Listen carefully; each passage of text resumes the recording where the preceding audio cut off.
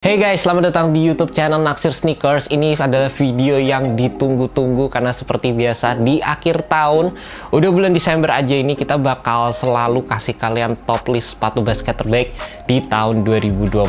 Tahun ini gue pengen bikin yang sedikit rada beda ya dari tahun-tahun biasanya. Biasanya gue bikin top 5 list. Kali ini gue sebenarnya cuma pengen kasih satu sepatu aja. Tapi kebetulan ini ada yang kayak imbang gitu, jadi gue bakal kasih dua sepatu terbaik. Tapi kalau kalian penasaran juga sama sepatu-sepatu yang menurut gue berkesan di tahun ini, gue bakal infoin di bagian belakang dari videonya. Jadi kalian pastikan nonton dari awal sampai selesai.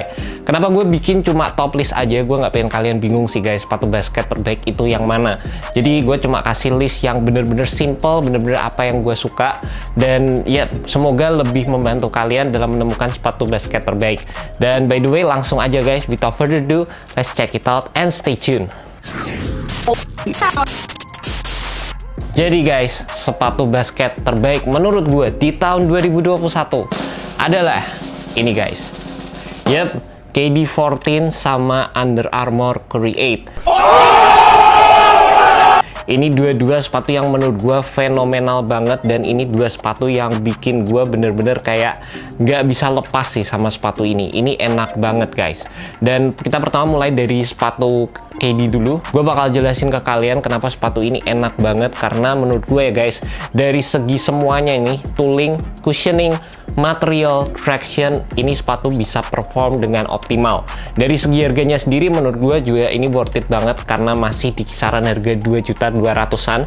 Jadi nggak yang sampai tinggi-tinggi banget kayak sepatu LeBron, tapi nggak yang di bawah-bawah banget juga guys. Dan di samping itu ya guys, menurut gue kombinasi antara Cushlon foam sama Zoom Strobel yang ada di sepatu ini beneran enak. Ditambah lagi dari segi traction, ini juga mengalami upgrade dibandingkan dengan versi sebelumnya. Gue bisa bilang rubber yang digunakan di sepatu ini lebih tebal, dan secara material ini dari segi feel-nya sendiri lebih nyaman dibandingkan dengan Nike KD13. Memang juga ada beberapa orang yang nggak selalu sesuai dengan fit yang dikasih sama sepatu Kevin Durant, dan di sepatu ini pun sebenarnya strapnya nggak bisa berfungsi secara optimal karena velcro yang ada di sepatu ini sebenarnya nggak terlalu gede guys. Tapi di samping itu, kalau kalian bisa dapat fit yang sesuai, ini menurut gue jadi salah satu sepatu yang bener-bener nyaman guys. Gue sebenarnya rada gimana ya, gue udah ngomong sepatu KD 12, 13, 14 jadi salah satu sepatu yang terbaik di setiap tahunnya, which is gue ngerasa kayak kok ini terus setiap tahun gitu. Tapi memang bener guys, ini sepatu bener-bener bagus banget, dan salah satu yang gue bener-bener suka di tahun ini.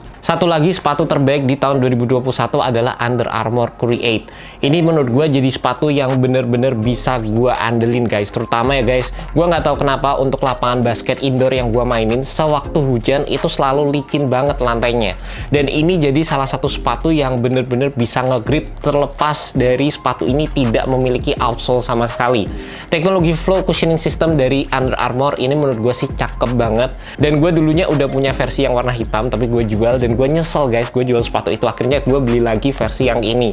Gue bisa dapetin sepatu ini dengan harga diskon juga, kalau nggak salah sekitar 1.880.000-an, dan ini menurut gue sih enak banget. Ini sepatu asli. Yang bikin gue bener-bener suka dari sepatu ini adalah dari segi tractionnya, itu yang bener-bener ngegigit banget. Entah di segala kondisi lapangan, menurut gue sih ini bener-bener enak. Dan di samping itu ya guys, cushioningnya meskipun tidak dapat memberikan impact protection yang bener-bener tinggi banget, tapi sepatu ini tuh memiliki cushioning yang bener-bener smooth di lapangan.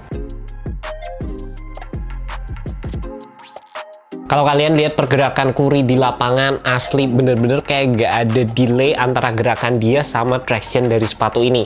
Dan pas gue pakai sepatu ini jadi berasa banget sepersekian detik, itu bener-bener berarti kalau kalian main basket guys. Di sepatu ini kalian bisa stop and dime dengan enak, gak ada energi yang kebuang sia-sia, dan menurut gue sih tractionnya parah sih emang sepatu ini.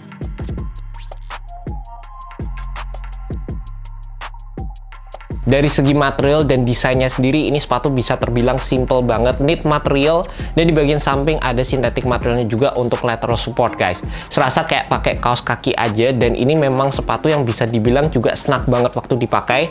Jadi buat kalian, pastikan kalian cobain dulu di toko sehingga kalian bisa dapat size yang sesuai buat kalian. Ada banyak juga orang yang bilang harus naik setengah size, tapi buat gue sendiri gue beli true to size, karena sepatu ini ya guys is all about the fit. Jadi kalau kalian pakai sepatu ini harus berasa kayak secure kayak pakai kaos kaki aja gitu guys. By the way, gue juga penasaran banget sama Curi 9 dan seharusnya sih udah rilis di Indonesia, tapi entah kenapa sampai sekarang belum dirilis. Toolingnya sih sama kayak sepatu ini, tapi dari segi uppernya itu part yang dibikin sedikit beda sama Under Armour. Berasa kayak mungkin kalau ini kayak pakai kaos kaki, kalau Curi 9 tuh mungkin lebih berasa struktur sepatunya. Jadi gue juga penasaran sama sepatu itu, mungkin aja bisa jadi sepatu terbaik di tahun depan guys. Guys, di video kali ini gue juga mau infoin ke kalian, terutama buat kalian para pemain basket, pasti udah nggak awam dengan apa yang namanya latihan di tempat panas, main basket di tempat berdebu, ataupun main basket di lapangan outdoor. Nah, menurut gue ini penting banget buat kalian untuk menjaga kondisi kesehatan wajah kalian juga guys. Kebetulan gue baru aja pakai produk dari Scarlett Brightly Ever After series, yang ini cocok banget dengan kondisi kulit gue. Ada 3 serangkaian produk yang gue pakai, terdiri dari facial wash, serum, dan juga krim, yang ini masing-masing punya kandungan dan fungsi yang berbeda-beda. Facial wash line untuk membersihkan muka, ini mengandung glutathione, vitamin E, rose petal, dan juga aloe vera, yang berfungsi untuk memberikan perlindungan dari radikal bebas, juga melembabkan kulit.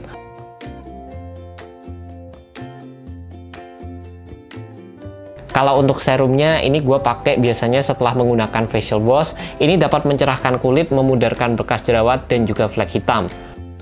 Nah, untuk krimnya ini punya kandungan yang banyak banget, terdiri dari niacinamide, hexapeptide 8, glutathione, rainbow algae, aqua peptide glow, rosehip oil, pour away, triceramide, natural vitamin C, dan green caviar.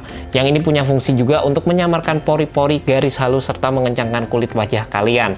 Gue udah pakai rangkaian Brightly Ever After series dari Scarlett ini selama 2 minggu, dan gue ngerasa produknya ini bener-bener bikin wajah gue makin oke. Dan juga buat kalian yang lagi berjerawat, kalian nggak perlu khawatir karena mereka juga ngeluarin acne series yang itu lebih cocok buat kondisi kulit berjerawat. Kalau kalian tertarik untuk beli produk ini dijual dengan harga 75.000, udah terdaftar di BPOM juga, jadi kalian nggak perlu khawatir. Dan kalau kalian tertarik, gue udah masukkan link di description untuk link penjualan dari produk ini guys. Oke guys, lanjut lagi untuk sepatu-sepatu yang menurut gue bagus di tahun 2021. Meskipun sepatu ini tuh nggak masuk di top list gue, tapi sepatu ini tuh punya performance yang bisa dibilang sulit untuk dilupain, dan gue bener-bener enjoy waktu pakai sepatu ini. Yang pertama di sini ada salah satu brand yang cukup jarang juga. Ini adalah Puma, dan ini sepatu yang asli enak banget guys. Di sini ada sepatu Puma Clyde All Pro. Ini sepatu yang asli enak banget. Gue suka sama simplicity yang dikasih dari sepatu ini. Bener-bener kayak sepatu yang minimalis, gak aneh-aneh.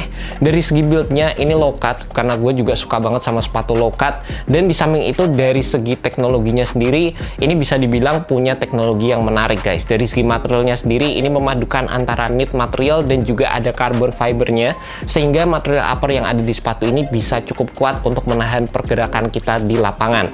Di samping itu, ini juga bisa dibilang salah satu sepatu Puma dengan cushioning terbaik, karena sepatu ini menggunakan Pro Cushioning System dan ada P-back packnya juga di bagian heel. Ini sepatu yang bener-bener menarik banget, dan kalau kalian bisa dapetin sepatu ini dengan harga yang diskon, ini bakal jadi salah satu sepatu yang nyaman banget buat kalian guys. Memang dari segi desainnya sendiri simple banget, dari segi penggunaan materialnya juga bisa terbilang simple, tapi ini asli enak banget waktu dipakai, dan jadi salah satu sepatu yang nyaman banget, dan bikin gua tuh keinget sama sepatu ini guys. Dan bener banget guys, sepatu ini tuh bisa dipakai main di lapangan indoor maupun outdoor. Tractionnya tuh tebel banget. Dan meskipun kalian nggak lihat performance reviewnya di YouTube channel gue, tapi gue sempat main pakai sepatu ini. Gue nggak bikin karena kemarin gue ngerasanya kayak sepatu ini tuh udah telat aja. Dan di samping itu ya guys, kita lagi ada di masa pandemi, susah banget untuk dapetin lapangan basket guys. Dan by the way, ini sebenarnya sepatu udah dirilis di tahun 2020, tapi baru aja masuk di Indonesia pada tahun 2021. Jadi menurut gue sepatu ini masih worth it untuk dimention di sini. Next, of course, dan pasti setiap tahun gue selalu nyebut ya guys, adalah sepatu Nike Kobe line. Gue seneng banget sama sepatu Nike Kobe line, dan pasti jelas gue nggak bakal lupa sama seri ini, karena bisa dibilang ini jadi salah satu model terbaiknya Kobe dan salah satu sepatu basket terbaik yang pernah dibikin oleh Nike. Ini jadi kayak personal favorite gue, tapi kenapa gue nggak masukkan di top list gue? Karena ini sepatu yang bisa dibilang juga susah didapetin guys. Jadi kalau kalian susah buat ngedapetin sepatu ini, ya pasti bakal nggak terlalu relevan juga sih kalau menurut gue. Tapi kalau kalian punya sepatu ini menurut menurut gue sepatu yang bener-bener enak banget buat dipakai. Dari segi teknologi, sepatu ini juga udah memiliki upgrade menggunakan teknologi yang ada di sepatu Kyrie 5 dan juga Kyrie 6 guys. Enak banget, dan gue ngerasa dari segi foam yang digunakan di sepatu ini juga bener-bener soft. Sepatu Kobe ini punya keunggulan di bagian fit, dan sepatu ini ya guys, semakin sering kalian pakai, ini bakal jadi sepatu yang makin nyaman guys. And last but not least, of course, di sini ada sepatu yang pasti kalian juga kayak deg-degan gitu, ini sepatu masuk atau enggak. Yap, ini adalah sepatu Nike Zoom GT Cut. Yap, ini sepatu asli sekarang susah banget buat didapetin ya guys. Banyak banget yang ngincer sepatu ini, dan ini jujur aja menurut gue sih punya teknologi yang gokil banget. Kombinasi antara React Drop-In, terus ada full length zoom strobe juga, ada extra zoom lagi di bagian heel. Ini bikin sepatu ini nggak gampang dilupain guys. Tapi buat gue sebenarnya yang paling spesial adalah penggunaan materialnya. Tangnya ini asli enak banget, talinya juga gokil, bener-bener berasa premium, dan fit yang ada di sepatu ini bisa dibilang jadi salah satu sepatu dengan fit paling nyaman juga. Di samping itu mungkin satu hal yang bikin sepatu ini nggak masuk di top list gue adalah dari segi traction yang rada inconsistent kalau kalian main sepatu ini di lapangan outdoor. Kalau kalian main di lapangan indoor, menurut gue sih ini solid banget, nggak ada masalah sama sekali, dan gue suka banget sama setup sepatu seperti ini guys. Memang berasa rada berat, tapi menurut gue dari segi distribusi beratnya sendiri cukup rata, dan di samping itu dari segi teknologi, sekali lagi ya guys, ini sepatu yang bisa memberikan kalian sensasi cushion yang dapat, meskipun sepatu ini tetap memberikan sensasi low profile juga saat kalian pakai di lapangan. Juga bisa dibilang sepatu Nike Zoom GT Cut ini menjadi salah satu sepatu dengan teknologi paling advance yang pernah dibikin Nike di tahun 2021. And last but not least, quick mention untuk dua sepatu ini guys. Yang pertama sepatu Nike PG5 punya cushioning yang bener-bener soft, full air strobe, dan di samping itu punya upgrade yang oke banget dibandingkan dengan versi sebelumnya. Plus ditambah satu sepatu lagi, Asics Jailbirds 25 Low. Gue baru cobain beberapa kali, tapi ini sepatu asli jujur aja punya fit yang oke banget, dan juga traction yang bener-bener ngegigit di lapangan. And that's about it guys, sepatu basket terbaik di tahun 2021 versi Naksir Sneakers. Ini merupakan personal picks gue, dan bisa jadi aja orang lain tuh punya pendapat yang berbeda mengenai sepatu basket terbaik mereka, ataupun kalian punya pendapat yang berbeda mengenai sepatu basket terbaik guys. Jadi gue penasaran juga apa sepatu basket terbaik versi kalian. Kalau kalian punya pendapat yang berbeda sama gue, kalian bisa komen langsung di bawah, dan semoga video ini bisa membantu kalian dalam menemukan sepatu basket terbaik di tahun ini. Buat kalian penasaran sama video performance review sepatu-sepatu lainnya, bakal tayang segera di YouTube channel Naksir Sneakers, dan pastikan kalian selalu stay tune dan subscribe channel ini guys. And that's about it, thank you so much buat kalian udah nonton video kali ini. Peace.